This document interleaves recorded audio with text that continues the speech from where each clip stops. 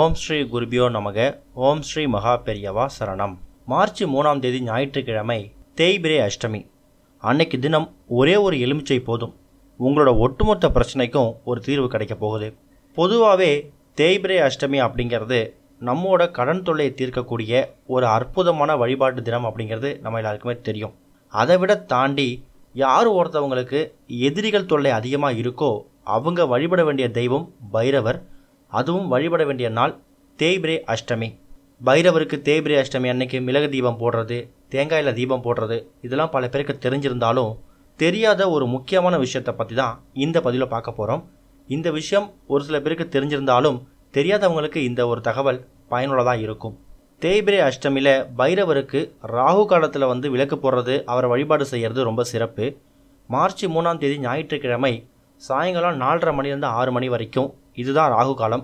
அந்த நேரத்தில் தான் நீங்கள் பைரவரை வழிபடணும். நீங்கள் எப்பவும் போல் பைரவரை வழிபடும்போது மிளகு தீபம் ஏற்றுறது, தேங்காய் தீபம் ஏற்றுறதுன்னு உங்களோட வேண்டுதல் நீங்கள் என்ன பண்ணுவீங்களோ அதை பண்ணுங்கள். அது கூட இப்போ நம்ம சொல்லக்கூடிய இந்த விஷயத்தை தவறாமல் செய்யுங்க. முடிஞ்சால் பைரவருக்கு அந்த நேரத்தில் செவ்வரளி பூ சாட்டுருங்க. ஒருவேளை செவ்வரளி பூ கிடைக்கிறனா சிவப்பு நிறத்தில் இருக்கக்கூடிய எந்த பூவாக இருந்தாலும் சரி, அது செம்பருத்தி பூவாக இருந்தாலும் சரி, பைரவருக்கு அந்த பூவை நீங்கள் வைக்கலாம். இதெல்லாம் ஒரு பக்கம் இருந்தாலும் நீங்கள் கோயிலுக்கு போகிறதுக்கு முன்னாடி ஒரு முக்கியமான விஷயத்தை ஒன்று செய்யணும். அதுக்கு உங்களுக்கு தேவையான பொருள் எலுமிச்சை. கடைக்கு போயிட்டு சுத்தமான கரும்புள்ளிகள் இல்லாத ஒரு எலுமிச்சை பழத்தை வாங்குங்க. உங்கள் வீட்டில் ஏற்கனவே நீங்கள் எலுமிச்சை பழம் வச்சுருந்தாலும் பரவாயில்ல, புதுசாக கோயிலுக்கு போகும்போது ஒரு எலுமிச்சை பழத்தை வாங்குங்க.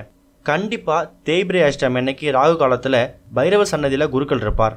அவர்கிட்ட உங்கள் எலுமிச்சம்பழத்தை கொடுத்து பைரவர் பாதத்தில் வச்சு கொடுங்க அப்படின்னு சொல்லுங்கள். கண்டிப்பாக அவங்க வச்சு கற்பூர ஆரத்தி காமிச்சு அந்த எலுமிச்சை பழத்தை உங்கள் கையில் கொடுப்பாங்க. அந்த எலுமிச்சை பழத்தை வாங்கினதுக்கப்புறம் கோயிலேருந்து நீங்கள் நேராக வீட்டுக்கு தான் வரணும். வழியில் வேறு எங்கேயும் போகக்கூடாது. வீட்டுக்கு வந்ததுக்கு அப்புறமா அந்த எலுமிச்சை பழத்தை உங்கள் வீட்டோட பூஜை அறையில் வைக்கலாம். இல்லைனா தொழில் செய்யக்கூடிய இடம், வியாபாரம் செய்யக்கூடிய இடம், நீங்கள் ஒர்க் பண்ணுற ஏரியா எதுவாக இருந்தாலும் சுத்தமாக இருக்கக்கூடிய அந்த இடத்துல அந்த எலுமிச்சை பழத்தை வைக்கலாம். தொழிலில் ஒரு நஷ்டம் ஏற்படுது, தொழிலில் போட்டி பொறாமை அதிகமாக இருக்குது, லாபம் சரியாக வரமாட்டேங்குது, என்னோட தொழில் வளர்ச்சியை பார்த்து மற்றவங்க கந்திஷ்டி வைக்கிறாங்க, பொறாமப்படுறாங்க அப்படின்னு நினைக்கிற எல்லாருமே இந்த எலுமிச்சை பழத்தை அவங்க தொழில் செய்யக்கூடிய இடத்துலையும் அவங்க வீடுகள்லையும் வைக்கலாம்.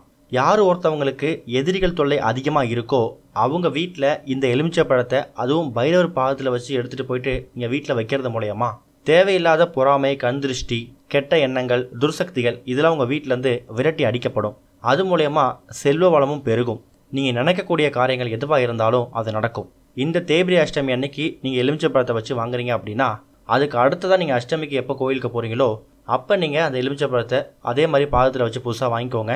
பழைய எலுமிச்சை பழத்தை நீங்கள் கால்படாத இடத்துல தண்ணியில் விட்டுறலாம். ஓம் ஸ்ரீ குருபியோ நமக. ஓம் ஸ்ரீ மகா பெரியவா சரணம்.